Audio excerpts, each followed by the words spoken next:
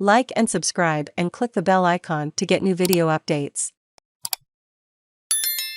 Deal proposed by China would dramatically expand security influence in Pacific. China is pursuing a sweeping regional economic security deal with Pacific nations that would dramatically expand its influence and reach into those countries, in a pact that has Western countries and some Pacific leaders deeply worried. The wide-ranging deal lays out China's vision for a much closer relationship with the Pacific, especially on security matters, with China proposing it would be involved in training police, cybersecurity, sensitive marine mapping and gaining greater access to natural resources.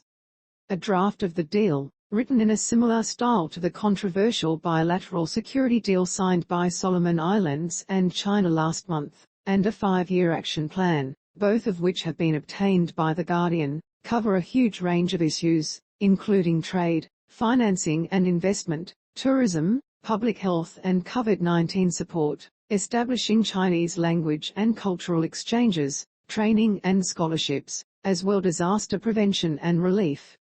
The agreement will be discussed by Pacific leaders and Chinese Foreign Minister Wang Yi, who has embarked on a marathon tour of the Pacific, visiting 8 countries in 10 days. He meets with his Solomon Islands counterpart on Thursday.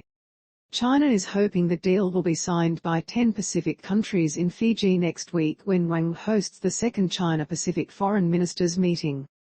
Australia's new Foreign Affairs Minister, Penny Wong, issued a statement in response to news of the draft agreement. China has made its intentions clear, but so too are the intentions of the new Australian government. She will travel to Fiji on Thursday in an early sign of her determination to deepen the relationship with Pacific countries. On Twitter, Fiji's Prime Minister Frank Bainimarama said he would meet Wong on Friday and Wang on Monday.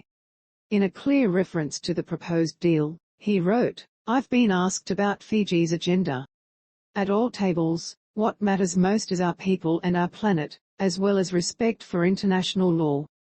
The deal reiterates China's commitment to doubling bilateral trade volume by 2025 compared with 2018, and also promises to give an additional $2 million to Pacific Island countries for COVID relief, as well as sending 200 Chinese medical personnel to Pacific countries over the next 5 years.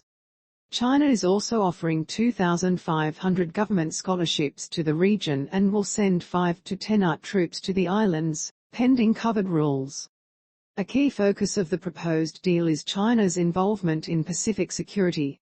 The arrangement would see a dramatic expansion of China's engagement with policing in the region, with the draft deal proposing to expand law enforcement cooperation, jointly combat transnational crime and establish a dialogue mechanism on law enforcement capacity and police cooperation.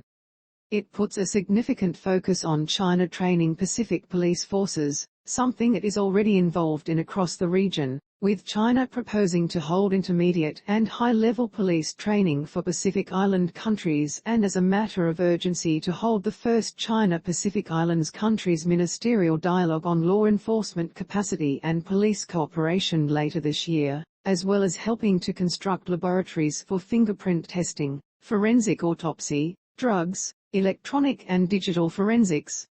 The agreement also looks to strengthen cooperation on cybersecurity and formulating rules for global data governance. The deal proposes the promotion of trade between the countries, including exploring the possibility of establishing a free trade area with Pacific nations, as well as seeking to expand mutual cooperation in the fields of infrastructure, energy, mining, IT, e-commerce, agriculture, forestry and fishery. China hopes for more direct investment in Pacific countries from reputable Chinese enterprises. In a proposal that will raise concerns, China also proposes jointly producing a maritime spatial plan, and being involved in sensitive marine mapping, as well as allowing China to gain greater access to natural resources. China already dominates the resource extraction industries in the Pacific. A major Guardian investigation last year revealed that China received more than half the total tons of seafood, wood and minerals exported from the region in 2019, a haul worth $3.3 billion that has been described by experts as staggering in magnitude.